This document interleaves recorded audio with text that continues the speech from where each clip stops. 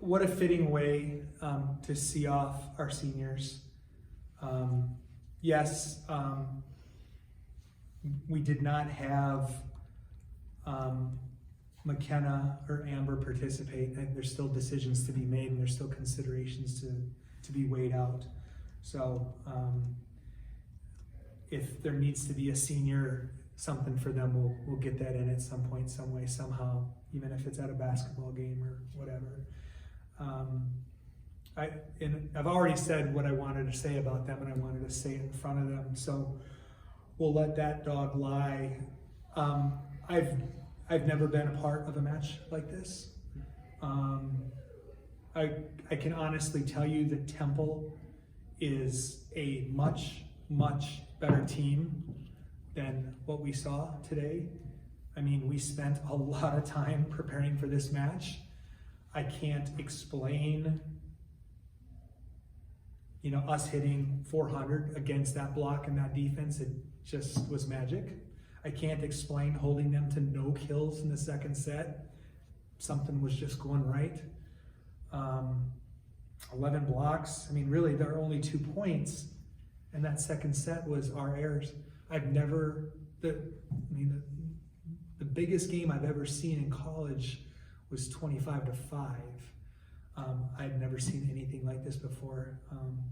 And what made me really proud of it is we did it with all the seniors on the floor and a lot of backups playing. McKenna didn't even finish that game. So I was really proud of how the team responded to a pressure situation, a chance to clinch at least a share and set yourself up for a chance to win it outright in the next match. And we responded, we built the lead, which allowed other things to take place and other people to get in the game. And the starters really set the table to allow us to do all the things that we wanted to do. I have a ton of respect for Temple. I have a ton of respect for Bake and his team. And I'm sure it doesn't even come close to representing the match that they're capable of playing. We don't apologize for winning. We try to win 25-0 every time we can. But in no method was this trying to show up anybody in any way. It just happened organically, and I'm proud of how our team kept the pedal to the metal all the way through. They're starting to feel that NCAA mentality, and they've been showing it now for a couple weeks. So on Wednesday, you made it a point that you wanted to get a lot of different players in the lineup tonight, and we saw that.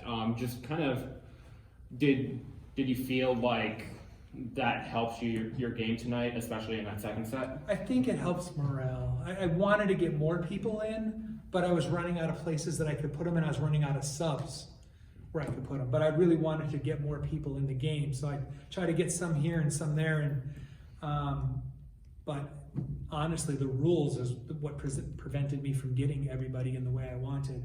I wanted to make sure that all 4 seniors were on the floor that last game and a half. That was something that was important to me. And so we were able to accomplish that. Was not able to get everybody in the match, but again, it was a circumstance. We had plans for everybody to be able to get in, but some games just went too fast. We couldn't get it done, or we ran out of subs and we couldn't get it done. But it's been a team effort all year, and these last several weeks have been no different. You also said last time that you wanted to get Catherine Westledge into the match more. So, the stats speak for themselves. 6 kills, also the service ace in there. How would you rate her performance tonight? Yeah, I mean, she was great. I was so proud of her. Honestly, I was so proud of her. She really has been, the unselfish person that I talk about. Look, it's no fun being a 3-year starter and then your senior year, something happens that's out of your control, and all of a sudden you find yourself outside the starting lineup. And even with that, she comes and she busts her ass in practice every day. She makes the middles across the net from her better. And we have 2 middles that are hitting well into the 300s because Kat's on the other side of the net, making it as hard for them to score as possible. And she played one of the most unselfish roles, unsung hero type roles in practice.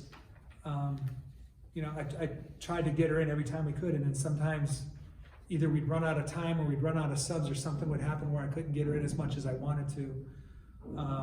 But I'm glad that she was able to play. If I'm not mistaken, she got a chance to play all 3 sets.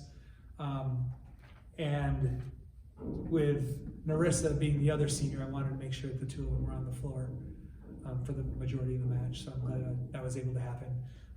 But as far as your 6 kills, you know, an ace, all that kind of stuff, every coach I've talked to has watched her on film and says, you know, we'd love to have her. She'd be great. She'd fit into our system well. So I really do hope we supported her going into the portal. I hope that she lands exactly where she wants to land, because wherever it is, she's going to make a difference for them. Speaking of Narissa, I mentioned it a little bit earlier, but she actually got more kills than block assists. You talked about how she sacrificed on the offensive. So what was it like to see her actually have some offensive success tonight? So, 7 kills, including the last one. Yeah, at the beginning, I'll tell you, and I got a story about the last one in a second. At the beginning, Temple came out in a real bunch read blocking. They were saying, okay, you're getting nothing through the middle. So quick sets in the middle, 2 sets in the middle, it wasn't going to work because they had 3 blockers there. However, the more we started setting the outsides and the outsides had success, that block started to loosen up. And that's about the time when Kat went in. And so she got to take advantage of it right away. And same thing with Narissa. Narissa started all of a sudden taking advantage of those opportunities that were there. When it comes to the last play, I said to Jenny to tell Amber, I want a senior getting the last point. Well, the first, Kat was back serving, so I guess the first opportunity was Kat getting an ace. That didn't happen, but I'm guessing that Amber would have set the ball from her knees or on her back to one of the seniors to make sure one of the seniors put that ball away, because that's what we wanted to do. And the fact that it was Narissa was really cool.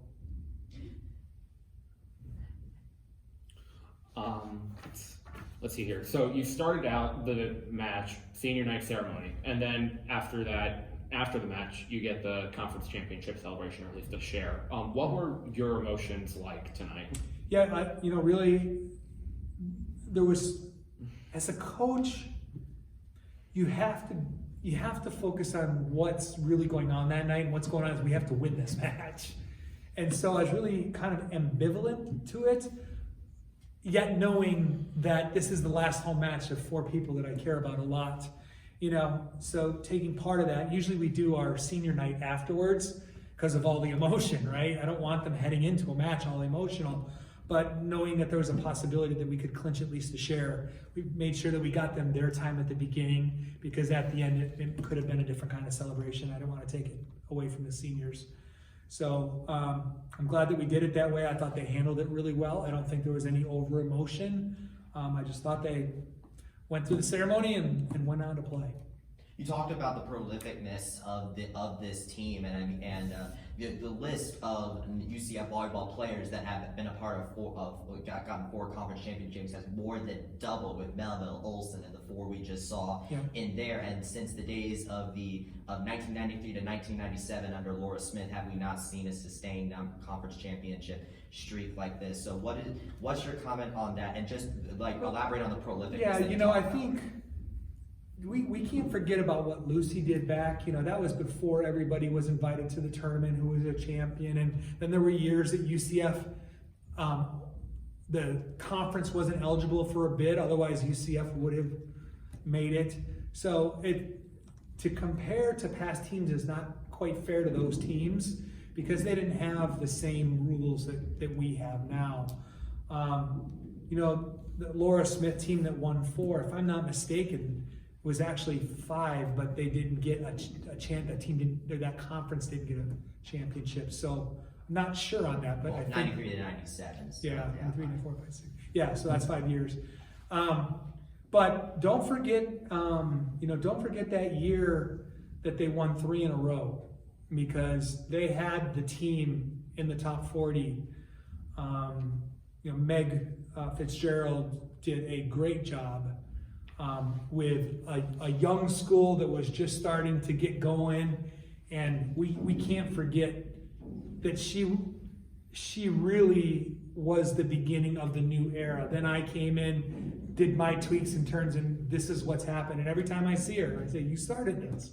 I remind her she started this, because she started that concept of winning. And even though they had a couple down years, it's still, the culture was there to win. And we came in, did a couple tweaks, and lucky enough to get on a hot streak. You go first. I'll wait a bit. Okay. So you talked about how you did want to be able to spread the ball, to spread the playing time around, and talking about McKenna Melville as a broken record that we love, obviously that we love doing. But you talked about how you wanted to spread the ball around, and she still managed to get a double-double out of that. Yeah, she did. I think that came by virtue of us. Again, we started her in left front, so we brought her across the front row. So she had more swings than anybody else just by nature of where she started. But we got to spread the ball around. Narissa gets 7, Westlich gets 6, Anne-Marie gets 6, Claudia has 4, hits perfect, but we took her out of the game. And I'm thinking, gosh, I'm nuts. Someone's playing a perfect game and I'm taking them out. A baseball manager did that, they'd be fired the next day. But she was really cool and understanding about making sure the seniors had their opportunity to shine. And I'm so excited that, you look at it, Westlich, 6 kills, 8 swings, no errors. Narissa, 7 kills, 7 swings, no errors. Claudia, 4 kills, 4 swings, no errors. I mean, you can't script a night like that. You just can't. It just happens. It's pretty incredible. I'll let you know when I'm ready to ask. Yeah. All right. Also, a lot of the digs have been spread around. You have McKenna Melville with 11, Caitlin Grimes with 10, Amber Olsen with 9, Chloe Shear with 8. Can you talk how spread out the That's awesome, because Temple will attack you from so many different ways at so many different angles. So we knew we couldn't depend on a McKenna just to get a double-double. We needed high numbers out of everybody that plays the backcourt, including the off blocker in the front row. And that's why you see the numbers the way they are. Everybody's almost the same, because Temple did. They attacked different positions, different angles, and people were in their responsibility doing their job. And I mean, anytime you have 4 or 5 people digging numbers like the libero, that's a good defensive night right there. One of those, of course, Caitlin Grimes getting 10 digs back in libero again. How would you talk about her performance tonight? Yep, I think she just keeps maturing and keeps getting better and better. And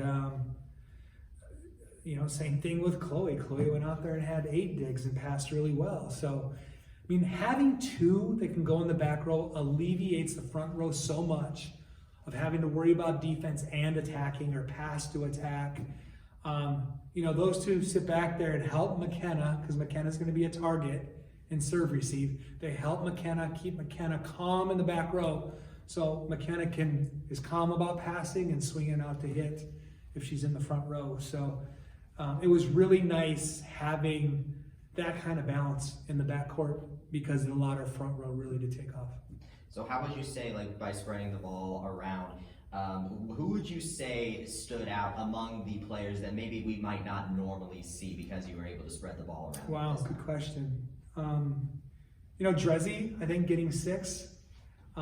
She was playing right back a lot against their big lefty, their left side hitter, who hits insane angles. And Drezzy picked a lot of those balls up. So I think, she was one of those unsung heroes. But Heidi to go in for her time and get a couple. Claudia got a couple while she was in. Even Kat got a couple digs while she was in. Both of them led to points. So, and then, Chloe did a great job with her 8. Caitlin with her 10. I mean, if we're 18 of our 50 digs came right there between those 2, and that's going to be the formula for success as we go forward. You talked a little bit earlier about the 25-2 second set, but you also had that 16-0 scoring run to end it. Can you just elaborate, like, what was going through your head as that? This is unbelievable. We just kept scoring points, and we're a team that misses serves. We've been known to miss serves. We get a lot of aces, but we miss serves. 16 in a row. We couldn't serve 16 in a row in practice. you know? So to serve 16 in a row in a match is pretty amazing, because 16 in a row in practice doesn't happen. You talked about how like this isn't the tempo that you've seen like throughout the rest. What was the tempo that you've seen throughout the rest? Temple's just, they're way better. They're way better than this. I think we got caught on a really hot night, and I mean, they've been in so many 5-game matches that they've been on the short end of. You look at their record and you say, oh well, they can't be that good. They could just as easily be, I don't know, 9-9 or something like that, based on the 5 gamers that they've played. I just think we got them on a really special night for us, and I think that they were taken back a little bit by that, and they couldn't recover from it. But they still are a good team, and that was a big win. We made it look a lot bigger than what it was. We made the discrepancy between the teams look way more than what it really was. You got you talked about earlier how you got to celebrate on the court, to celebrate the conference championship. And what does it mean to you to be able to clinch at least a share of the conference championship here on your own court? I think it was important that we clinched a share at home in front of our fans, so our fans got to enjoy that, and then we got to do the trophy ceremony here. I didn't know if you noticed it, but a lot of us didn't touch the trophy. That's not the one that we want. We want the one that comes with the automatic bid. And then this is players too. A lot of us didn't touch it. So it's nice to win it. Happy for the team to at least clinch 4th in a row, a share. But we want something else. And we're going to prepare all next week to go down and try to do that on the road. So yeah, you got the 2 road matches next week, and that wraps up the regular season. What are you doing to prepare for those, and what's the mindset going into them? Mindset is win. The mindset is we're not changing a darn thing that we've been doing for the last 14 weeks. We find things that we need to get better at. We work on those in practice. We jump on a plane to New Orleans. We go play Tulane, and hopefully that one works out. If that doesn't, then we have to go to Houston. We have to win that one.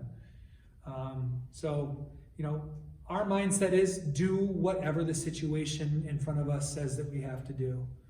And we have no intention of being done playing volleyball next week. While the UCF has won the tournament championship in the past couple of years, where there was a tournament, UCF's not won a regular season AAC championship since 2018, and so while you've got to clinch it tonight, you can clinch it outright over the course of the next week. So what does it mean to you to be able to get at least a share of that regular season ground, if not outright later? You're asking me to reflect on something, and I'm not really good at that. I reflect on things in January and February.